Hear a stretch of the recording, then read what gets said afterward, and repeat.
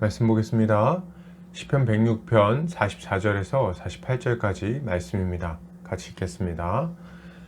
그러나 여호와께서 그들의 부르짖음을 들으실 때에 그들의 고통을 돌보시며 그들을 위하여 그의 언약을 기억하시고 그 크신 인자하심을 따라 뜻을 돌이키사 그들을 사로잡은 모든 자에게서 긍휼히 여김을 받게 하셨도다. 여호와 우리 하나님이여 우리를 구원하사 여러 나라로부터 모으시고 우리가 주의 거룩하신 이름을 감사하며 주의 영예를 찬양하게 하소서. 여호와 이스라엘의 하나님을 영원부터 영원까지 찬양할지어다. 모든 백성들아 아멘 할지어다. 할렐루야. 아멘.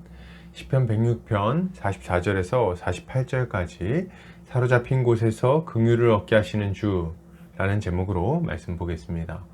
신자는 때로 죄 가운데 빠져서 고통스러운 징계를 당하기도 합니다. 하나님이 우리 아버지가 되시기 때문이죠. 이럴 때 신자는 무엇을 기억해야 될까요? 오늘 본문을 통해서 함께 살펴보도록 하겠습니다. 오늘 시편 기자는 이렇게 말합니다. 그러나 여호와께서 그들의 부르짖음을 들으실 때에 그들의 고통을 돌보시며. 시편 기자는 이스라엘 백성들이 고통 중에서 부르짖자 하나님께서 그들의 고통을 돌아보셨다고 말합니다. 하나님은 그들을 위하여 그의 언약을 기억하시고 뜻을 돌이키셨죠. 여러분, 신자는 하나님께서 우리가 회개하며 부르짖을 때 우리에게 긍휼을 베푸시는 분이심을 굳게 믿어야 되겠어요.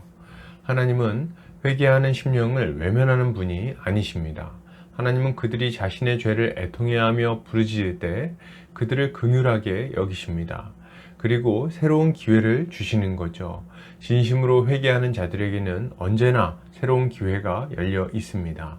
엘리야 시대의 악한 왕이었던 아합 왕도 하나님의 심판을 두려워하며 죄를 후회하자 하나님은 그에게 내리고자 했던 심판을 보류하시죠. 이것은 아합 왕만을 위한 이야기가 아닙니다. 아합과 같은 지도자도 회개하면 기회를 준다는 하나님의 메시지인 거죠. 우리는 언제든지 하나님의 아들 예수 그리스도를 의지하여 하나님께 회개해야 됩니다. 우리가 돌이키면 주님은 기꺼이 우리에게 인자를 베푸실 것입니다. 계속해서 보겠습니다. 시편 기자는 이렇게 말합니다. 그들을 사로잡은 모든 자에게서 긍휼히 여김을 받게 하셨도다. 시편 기자는 이스라엘 백성들에게 은혜를 베푸셔서 하나님이 그들이 사로잡혀 끌려간 곳에서도 긍휼히 여김을 받게 하셨다고 말합니다. 실제로 이스라엘 백성은 하나님께 범죄하여 바벨론에 끌려갔을 때에도 그곳에서 안전하게 살 수 있었죠. 하나님은 다니엘이나 모르드게, 에스더와 같은 믿음의 사람들을 통해서 이스라엘 민족이 이방 민족 중에서도 보호받을 수 있도록 하셨습니다. 여러분, 신자는 하나님께서 회개하는 자들을 고통 중에서도 피할 길을 얻을 수 있도록 하심을 믿어야 됩니다. 하나님은 회개하는 자들에게 회복의 기회를 주십니다. 물론 한순간에 죄로 인한 모든 어려움이 사라지는 것은 아니에요. 우리가 회개하고 나서도 그 어려움과 고통은 일정 기간 지속됩니다. 문제가 해결되고 사라지는 기간이 있다는 말이죠. 이스라엘 백성들을 한번 보십시오. 포로기에 그토록 회개했지만 하나님의 정하신 기간이 끝나기까지 그들은 여전히 바벨론에 거주해야 했습니다. 그러나 그럼에도 불구하고 하나님은 자신의 백성들을 신실하게 회복시키십니다. 그리고 그 증거로서 힘든 상황 속에서도 계속해서 버틸 수 있도록 피할 길을 주시는 거예요. 사람을 보내주시기도 하고 상황을 열어주시기도 하고 또 예기치 못한 도움을 받게도 하십니다.